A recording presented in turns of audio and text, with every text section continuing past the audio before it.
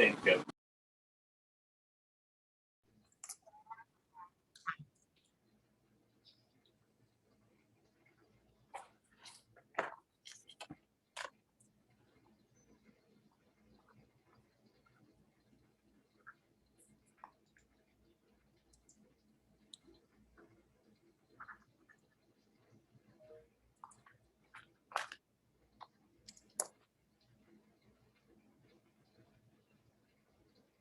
Hi, everybody. Welcome to the FACP webinar on the rollout of our brand new shining spanky website. I'm Elaine Silver. I am delighted to introduce myself as the immediate past president of FACP. With me today, thank you, Jeffrey. With me today are two people who are going to do who have been doing and are going to continue to do all the heavy lifting on this website. Christopher Sprysenski, he's the one with the beard, in case you can't tell them apart. If you don't know him, he is a long-standing, excellent attorney. He made the transition from litigator to amazing collaborative practitioner and was a member of our first Leadership Institute class.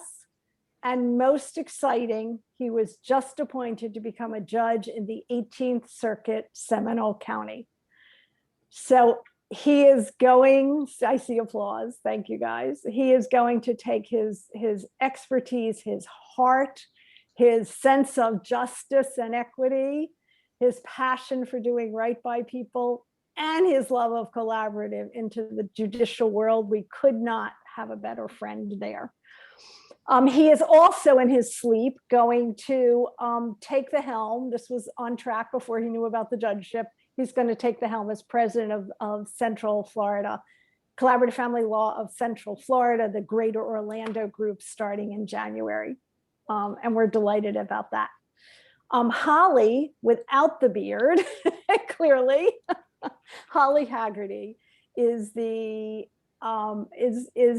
force, along with her husband Brendan, of H2 Digital. Chris, in between everything else he did this year, was our website committee with some other help, and he did an exhaustive search of people in the website building digital media space. And after that exhaustive search, Holly and H2 Digital came out on top. We awarded them the contract to build this new website, and they have fulfilled our dreams and then some, I have to say. They build websites, they do social media, they do marketing, they do all things digital. They have done an amazing job for us in a very short time. They are steeped and love and passionate about the collaborative world. Feel free to reach out to Holly about any questions. Well, apparently, Bob, you need to mute. For Mr. Merlin, President, you need to mute. Want to have a conversation because Bob, Merlin. Hey, Bob. You need, yeah, okay. And no, Bob, you were on mute. There you go. Okay. Anyway, feel free to reach out to Holly with any questions you have about anything, but especially specifically questions about our website. It is a work in progress. You know, feel free to kick the tires, look under the hood, bring me your feedback about how we can make it better. Our vision for this website is that it is consumer facing. It is that place where, in addition to all our great local websites, we can send everyone to learn more about collaborative. We wanted to reflect our ideals of creating a diverse and inclusive community. We invite blog posts. We have done something a little bit different in this iteration. We are separating the consumer-facing blog posts from the professional blog posts. We welcome all of them. We'll be rolling out guidelines about how to do that. We are looking now for original content that has not yet been posted on any other website. Once it's posted on ours, then I think, you know, then we'll explore your freedom to link it and put it up elsewhere. And we want to be a resource for everything FACP and everything collaborative. And we have, drum roll please, a working find a professional directory. And you're going to get more information from Holly and Chris about how to make your listing as powerful as it can be for you. Put questions up in the chat as we go. We're going to let Chris and Holly do their thing. And at the end, when we have time, we'll address all your questions. Chris, to you. Thanks so much, Elaine. Really excited to present to you guys. I can't stress enough about what Elaine said. This has definitely been a journey. We talked to about 30 to 35 vendors as far as website selection. We were really serious about bringing this website, although the website was great to begin with, just changing it based on the consumer-facing aspect of the site that Elaine had mentioned before. And in talking to 35 different people, Holly's group actually not only we were so impressed with as far as the sites that they've done in the past and their attention to detail and those sorts of things, but we're very familiar with the collaborative process as well, and actually passionate about the process. And you know, my motto is life is a team sport. And when you got people that are passionate about the same things that you're passionate about, it's awesome to have you on their team. So Holly, I really appreciate the help that you have done in building this terrific new website. Holly, if you don't mind sharing your screen, we're going to have Holly walk you through just some general stuff related to the website as well. So if you guys saw this at the annual conference, we really revamped the site so that there is a good organization and distinction of the messaging. We are trying to have the majority of the site be very intuitive for folks who may be trying to find out about collaborative for the first time.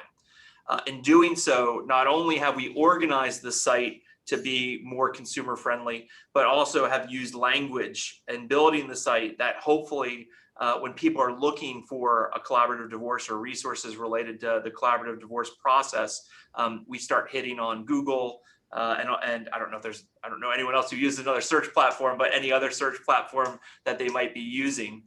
And one of the most important statistics that you see when you're dealing with websites is the amount of time and keeping people's attention when they hit that first page. So we wanted to make sure that the first page did an excellent job of, if you did not see any other page on the website, that someone could simply come to that first page and learn about what is the collaborative process, what are the benefits for your family, and importantly for our members, where do I go to get more information, right? And so throughout this site, you're going to see multiple calls to action to make sure that the site pushes folks to our members that are local to their geography to schedule in-person consultations and those sorts of things. So, you know, Holly, just scroll back up one more time for me. So throughout the process, you're going to see, especially at the front of the page, messaging where you'll see find helps buttons or find resources that will actually link them to our directory, and we'll go through the directory a little bit closer to the end of the presentation. So you can continue to scroll down, Holly, thank you. So this first page is all about the benefits of collaborative, how collaborative is a different process than a traditional divorce or a divorce that some folks may have heard about from their neighbors and friends. And throughout that, again, you'll see find help buttons pushing people to finding local members that can further answer their questions. We also wanted to give them a roadmap as to what types of cases are available for a collaborative case. I know in Central Florida and in Hillsborough and throughout the state, we're not just doing divorces, we're doing paternities, we're doing postnuptial agreements, modifications. And so we wanted to make sure that people knew that divorce is not the only subject that we help people with in a collaborative context. And as well, by including that, when people are searching for help with a paternity or prenuptial or postnuptial agreements, we're able to get some website traffic there as well. Holly, if you want to keep scrolling down, we want people to know that, you know, we're a statewide group, and as such, we have a statewide network. But we also want to make sure that our colleagues are, when they come to visit the site, know that there's a place for them to get information that's unique to them in a way where we're not blending that and causing confusion on the consumer side. And so we'll go through the for professionals sections here in a moment. The other new and great thing about the site is we've got now 2 essential blog pages. So we've had a great amount of blogging happening on the site previously, and that blogging has basically been focused on information for our members, both building their skill sets, talking about events that are occurring with the organization. You'll see right now that that's kind of what's populated in this main page.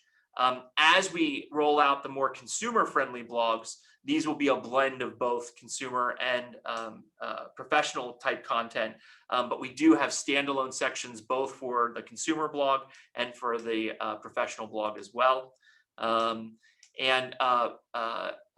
Right now, and we're really asking that if you guys have a topic that you're passionate about, that you think would be important for consumers to hear about, please get with Elaine or myself. Both of us are on the website committee, and we would love to hear your thoughts and have you get some blogs up in there, because it's a great way not only to expose new ideas to consumers, but also to give your practice a little bit of exposure as well. If you continue to scroll down, Holly, we've got a general section at the end, which will link to other parts of the website. Our next step is really to then focus on social media. While you can log into, or you can look at the different social media platforms that are available right now, we will be working on kind of creating some cohesion between the website and the look and feel of all of our social platforms here in the next couple months. And then obviously we do have a link to our IACP partnership. So if folks wanted to learn more about collaborative from that organization, they could do so as well. Jumping to the very top of the page, you'll see that we've organized the site with the consumer in mind. So you'll see that the first two sections really are going to be focused on consumer information. We walked through the main page. If you click on the What is Collaborative tab, Holly, so we have links not only to this tab from the main website page, but also people can easily access this from the navigation pane. And this is to really describe, the different components of a collaborative divorce or collaborative family law case. You may be wondering, Chris, you talked about these different practice areas, but you keep using the word collaborative divorce throughout the website. A part of our structure, a part of the building of this site, we did some keyword analysis. And we found that the majority of the people who are going to find our organization are probably using some form of the word divorce or dissolution in that keyword research. So we will pop in search results for some of the other practice areas that a collaborative process would be well suited for. But we want to make sure as many people can access the site through natural white hat type searches. And we're hoping that this really works well. In addition to just learning about the collaborative process, one of the things that I think is important for clients to hear, and we do this as a part of my consultations, or we did do this as a part of my consultations in my process, was to hear about what are some of the practical benefits of collaborative. And so we've shared with consumers some of the statistics in Florida as well as the national level. This is another reason why it's so important to remind our membership to complete our surveys after they complete their collaborative cases. We're hoping that this data can be a living and breathing thing. And as we collect those surveys on an annual basis, we can actually update this section to show specifically what's happening in the collaborative world. And we made it easy so that members can access that not only from a unfirewalled section of the site, but to a firewalled section of the site as well. So, it's really important to see, in particular this age of COVID, how quickly families are being divorced with collaborative cases without the monotony and some of the structure of a judicial divorce traditional process. Again, we always are trying to link people from every single page to find our members. And so we've provided multiple opportunities, including right here, to go ahead and link to the directory. Holly, could you click on the Resource News tab, please? So this is what I would call the consumer-facing blog. So we have handpicked some of the blog posts that really were designed and had content that would speak to consumers to live on this page right now. We're hoping that we can get a lot of our members to start creating new content here.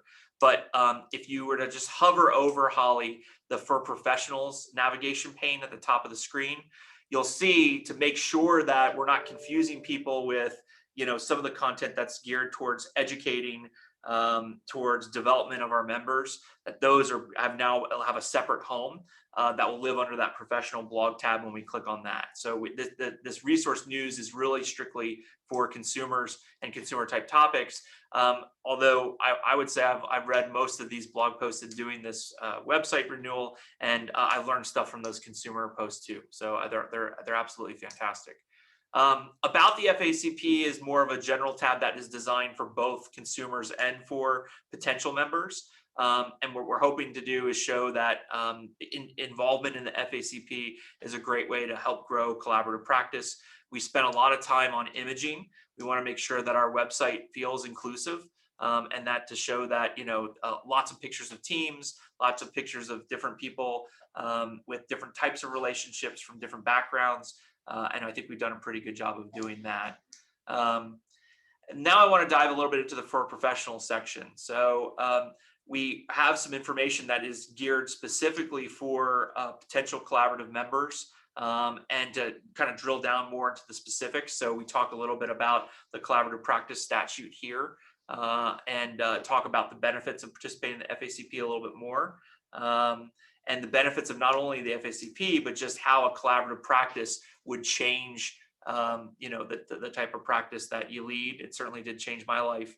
And it is again designed with a marketing, with a kind of marketing slant. Some of the things in developing this content, we actually went through Elaine and and some of the other members' kind of paradigm shifts and how our practice has changed when we really started transitioning most of our cases to a collaborative model. And then the last section, we talk a little bit about how do you become a collaborative professional, making it very easy to talk about, one, the mandatory training, two, to how to make that part of your practice, and then to share that option with your potential clients. We've done this in a very, 1,000-foot high level as far as the language is concerned, because we want, people to be attracted to do this, to contact the organization, and then more of the term of art specific content would actually live behind our firewall. This also has links to all of our collaborative practice groups in Florida. So that way potential members who want to get involved know who they need to contact.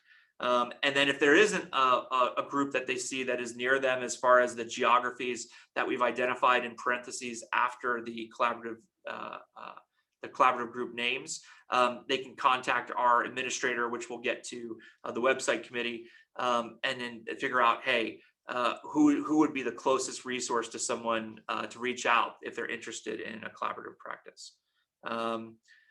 We've got a really bold link to the collaborative practice survey.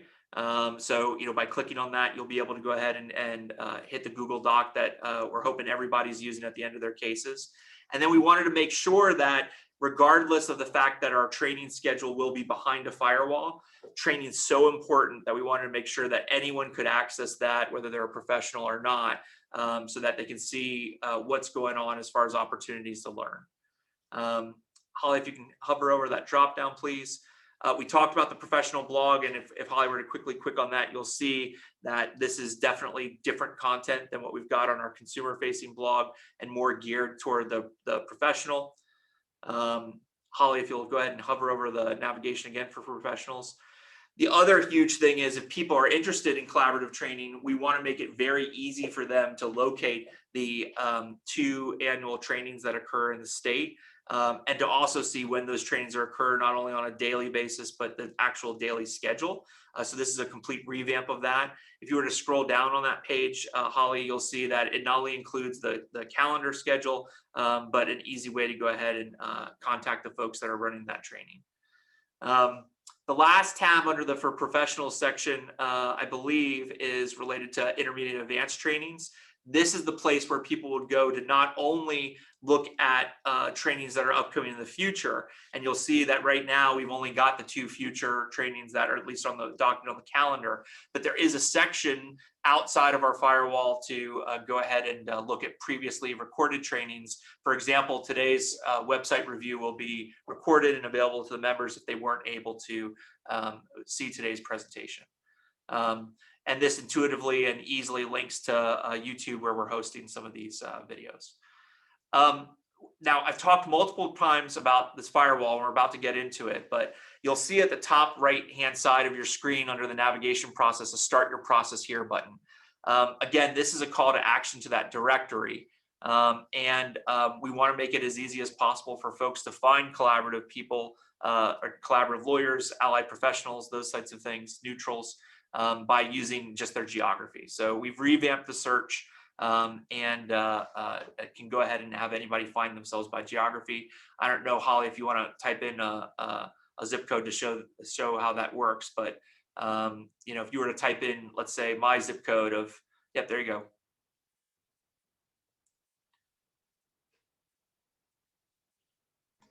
So this, I just used my zip code and this one. So now I'll just hit Find Help Now. And this is, oops, excuse me. Holly, you put the zip code in the wrong box, Holly. Oh, I'm sorry. That's what's going on. That's the name. There you go. Put in 32779. Just for fun. Although I know attorney 33755, and he's an excellent. Oh, okay. Go ahead. Okay. Well, I've been playing with this one. So it shows me, because I have a profile that I'm deleting today. There we go. For demonstration Scroll purposes. down. But it shows you everybody that's in. Look at all those great lawyers. Yep. And the thing And financials is you and can mental health. Right. You could, this is all practice areas. You can actually choose specifically attorneys as well. And then it'll filter it by attorneys. So that's another way of looking at it. Or mental health neutral. And then there's 3 different options in terms of radius. So the way that it works is it'll just go to the center of that zip code that was put in. So 33755, it just goes to the center of that. And then it determines the distance to each one of these professionals based on the center of that zip code. So you will see sometimes that it'll skip around a little bit because sometimes somebody from another zip code is closer to the center of your zip code than somebody else within your same zip code, just to explain how that works. And again, this is really geared towards being a tool that is available to our membership in the event that, for example, maybe the local practice group doesn't have a directory like this. You know, I know in a part of my practice, one of the things that I frequently did was I would actually encourage potential clients to have a consultation with a neutral financial or a neutral mental health. And to do that in order to learn about the process from a neutral's perspective. I find that that's a tremendously helpful tool in having people understand how the collaborative process works. And so, you know, members can use this directory to actually give potential clients an opportunity to find other professionals in their area, neutrals, those sorts of things. So I've talked about this firewall before. The reason why this was so important to the committee was because we definitely want a place where that really great, complicated, complex, chock full of detailed content could be accessed by our members, but not necessarily available to consumers, so we don't create confusion. We want people to have an easy, you know, high-level understanding of what the process looks like without getting lost in the weeds or reading terms of art that may not make sense to them. So on Saturday, our current membership received an email. That email went ahead and prompted them to update their password on the collaborative site. Using that password, then they can access this firewalled content. I'm going to have Holly walk you through that process on how to log in right now. All right, super. So basically what you'll do is you'll go up to login and you'll click on Forgot Password. So what you'll do in here is you'll provide the email address that you gave to your FACP collaborative practice group. I'm just going to show you what happens if you accidentally put the wrong one in. It'll just tell you that it's not there. So that's happened a couple times. People forgot which address they had given to their practice group. So what we're going to do is I'm going to use an email that is set up in there. And I just entered in that email. So now an email is going to my in basket to reset my password. All right, so it's right here. So you'll get an email like this, and you'll click on to reset your password, click here. If you don't get this email, just check your spam. That's happened in some situations where it's gone to spam. So then in this spot, you'll go ahead and you'll enter your password, make it somewhat strong. You can use upper and lowercase letters, and you can use some. And lawyers and mental health in particular, well, I guess everybody, if you're not using tools like 1Password, shame on you. You guys should be using that stuff. It is highly recommended by the Florida Bar. You know, it makes it so that with 1Password, you're easily able to generate auto-generated passwords, which are basically gobbledygook. But that with that master password, you can install on devices. So it provides a level of security that's great. Yeah, great. So then you'll submit that new password, and now it'll give you the opportunity to log in using that new password. So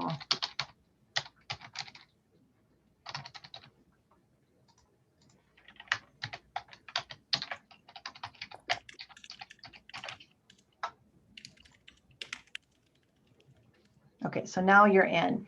So the first time you log into the member profile, this is what it's going to look like. It'll have your name. It will not have a picture, and it'll give you the opportunity to change your password again or update your profile. So I'm going to show you what some updated profiles look like before getting into this, just so you know what we're going for here. So I'm going to start with, I just picked out a few people. I'm going to start with Elaine.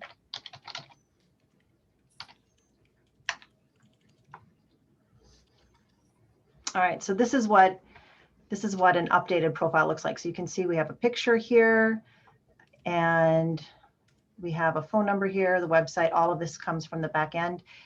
All of this information we were actually provided, with the exception of the website and phone number, but all of the address information and the firm and the name we were given by your practice group. So when you click on View Profile, you'll see that Elaine is accredited. This is the practice group she belongs to, and then this is a link to her IACP page. So that's what that links to. And in addition, Elaine's social media is populated here. I'm going to just give you a few different examples of this. The nice thing while Holly's bringing that up is, in updating that, we've provided tools in that form, so it's very hard for people to make mistakes. For example, for Facebook pages, we've already put the pre-URL in, so all they have to do is remember their custom URL. If they want to replace that, they can in full, but we've done that for LinkedIn, Facebook, all the different social platforms. Yep. Here's another example of this. And to Chris's point about the social media platforms, you can see that no matter how many someone has, we pretty much have everything in here, even a TikTok option if you want to put that in. I know Elaine loves TikTok. She's constantly dancing and singing and doing short stuff. So yeah. Right. That's right. Not. Now, I wanted to just mention one thing too. There's a spot, some of the practice groups did provide the credentials, the professional credentials, and some didn't. Some was just first and last name. So you do have the ability to add as many as you want. And just know that we did end up moving the logo, or the FACP logo, because some people had it like all the way to here. So just kind of keep in mind that if you put too many, it'll wrap. So it's just something to know. So now what I'm going to do is I'm just going to go ahead and show you one other thing. So on the phone number, just notice how it's 813-334-. You have to type those in. So we did have a few people that got in early and formatted it differently, but right now this is how the phone numbers are all formatted on the site. So if you can keep it consistent, that would be great. So I'm going to go back to my account, and I'm going to show you how you can update your profile. So you'll click here, and as you can see, there's data that's pre-populated. The public email, we did not put in folks' emails because some of those are not necessarily where you would want the public to communicate to. So you might put a info@ email in there, and that would, I'm going to put my credentials in, which is mom. Phone number, as you can see, we have this example in there. We didn't have that originally.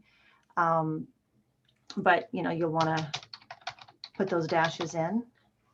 The website, the easiest way I find to do this is just to go to your website and then go up to the top navigation bar and then copy it and then go back and just paste it right in there. I'm not going to do all the social media, but I am going to do LinkedIn just to show you another kind of a cheat as far as your profile picture goes. So here's my LinkedIn account. You can use either your personal LinkedIn or your business LinkedIn, whatever you want to do. So you just copy that URL again and you paste it. And then if you're like me and sometimes you go, where the heck is my headshot? What you can do as a cheat is you can go over to your LinkedIn page and you can just click and drag your picture off your LinkedIn. And then you can just go up here and you can click and you can drag it. And then it's done. So now, wow, I didn't know that. Yeah.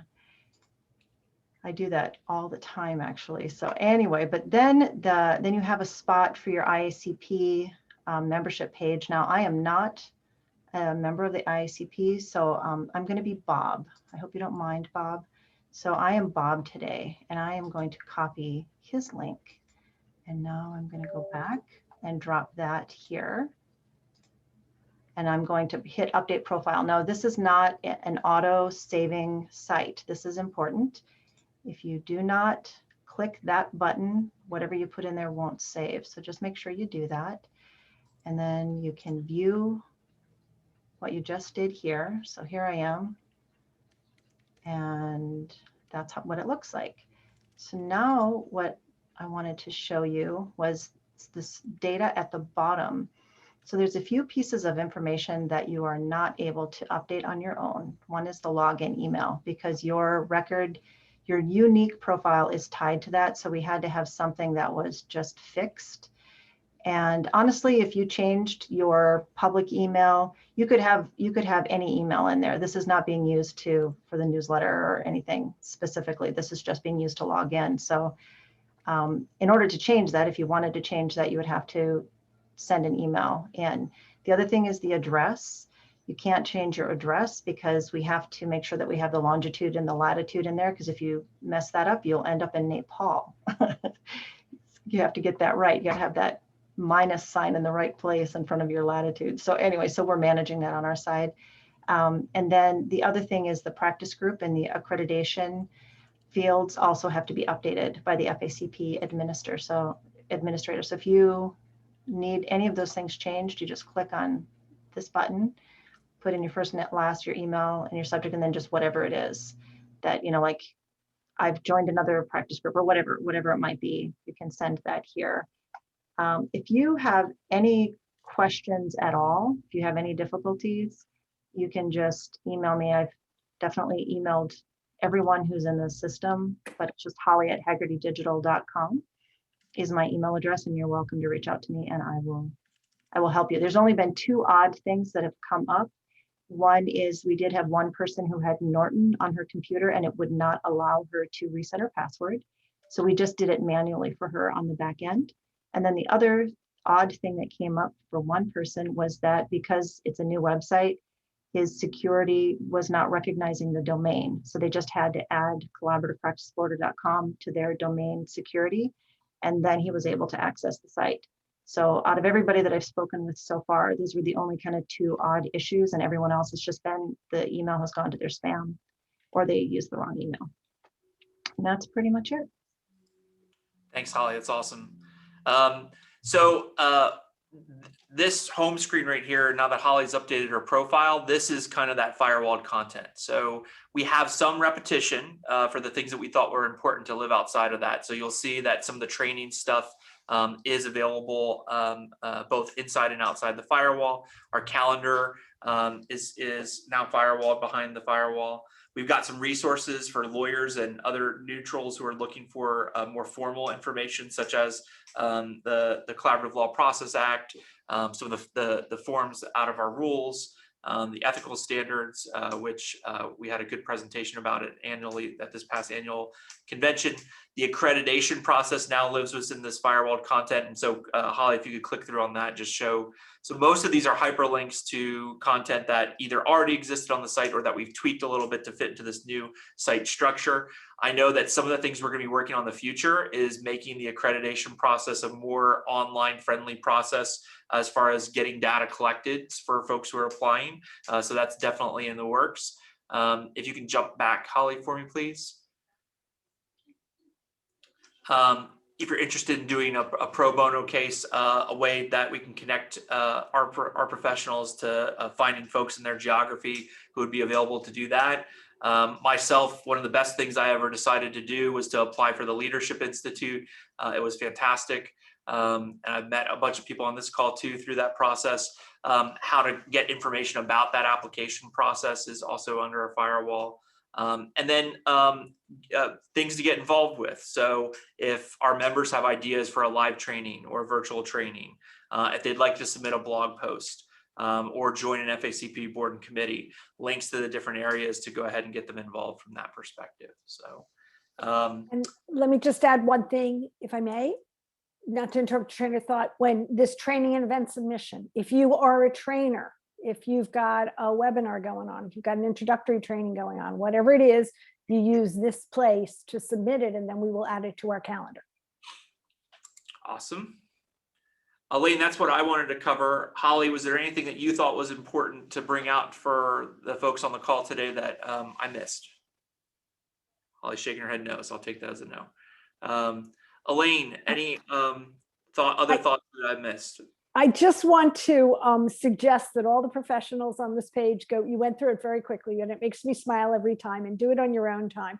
But when it talks about why be a collaborative professional, there's a whole part about no more sleepless nights, Just go back and read that. And if it doesn't make you smile, tell me. And if it does make you smile, tell Chris. And don't forget to use the find the directory to access our colleagues around the state. I have somebody in Miami who needs collaborative professionals in Miami. I'm going to go use this directory. I'm going to send them to Bob because I found him on the directory, but we should use this as a tool for all of us. That's a really good point, Elaine. So, some really cool stuff that I got to do this year because of COVID is because we have a virtual element to our collaborative practice now, I've actually been able to use neutrals that typically would not be at the top of my mind because, we're meeting in person. Now that we've got a virtual element, I've used folks all the way down south to the Keys, all the way up to, closer to the Panhandle, because we live in this virtual world now. And it's a great way to find other people who might be in those geographies. So really good point, Elaine. We have time for questions, comments. Time for questions, yes. I'm looking at the chat to see if I see any. I don't. If anyone has a question, they can unmute themselves, and I'm happy to answer it now. I'm doing this while we're talking, and it's really pretty straightforward and easy. It's just a matter of getting people to put out the effort, which is going to benefit us individually if we put the effort out and put our information into the website. Right.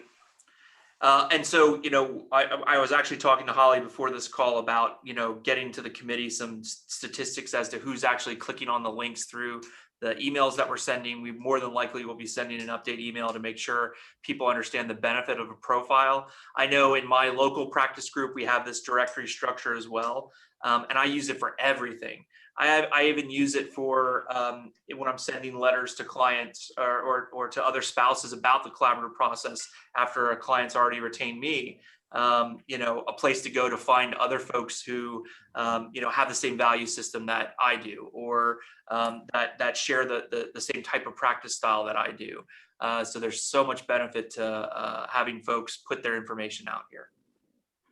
I see David has his hand up. Yes, thank you. I happened to notice in the professionals area that the Streamline Protocols client notebook was there. There's going to be so much stuff. I know that as it's being added to the website, it's not we're not going to be notified because it will probably overwhelm everybody and be too much of a problem. But when things are actually added like that, like in the resources section or whatever that we as members could use or for with our groups, is there any way that that's, you know, that word is put out there? I didn't realize that binder was there.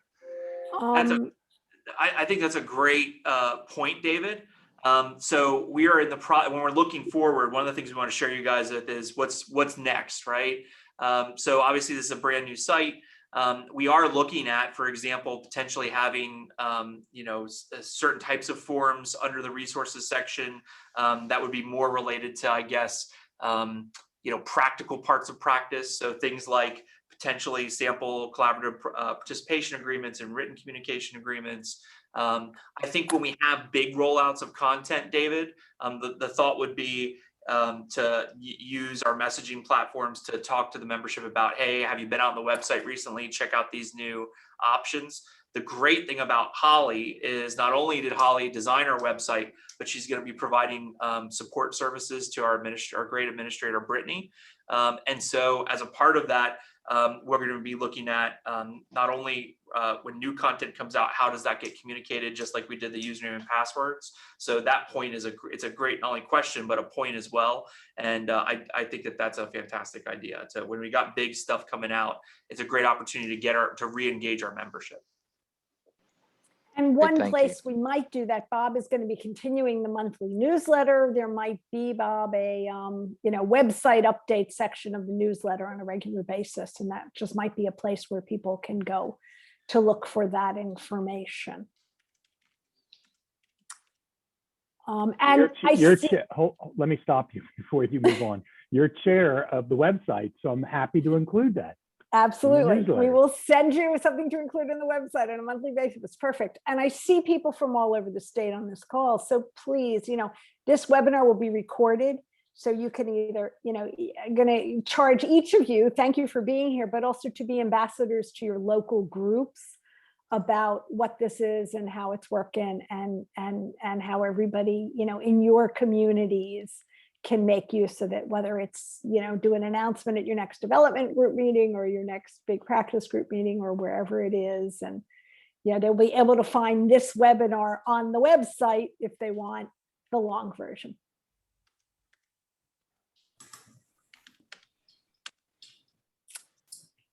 We got anything else? Any questions? If not, we will give you back the last 17 minutes of your lunch hour to do with as you please. Or you just want to stay and chat, that's good too. Really appreciate all you guys attending. Hopefully you guys can kick the tires on the website. Please make sure that you give any feedback to Elaine and myself through our emails. If you need our contact information, you can reach out to Brittany. That's great. Okay. Bye, everybody. Really great to see you. Thank you very much. Hey, Carolyn. Are you in Italy? No, I'm actually in Fort Lauderdale. Welcome back. It's a wild and wacky place. Thank you. This was very helpful. Thank you, Holly. Thank you, Chris. Take care. Bye. Welcome.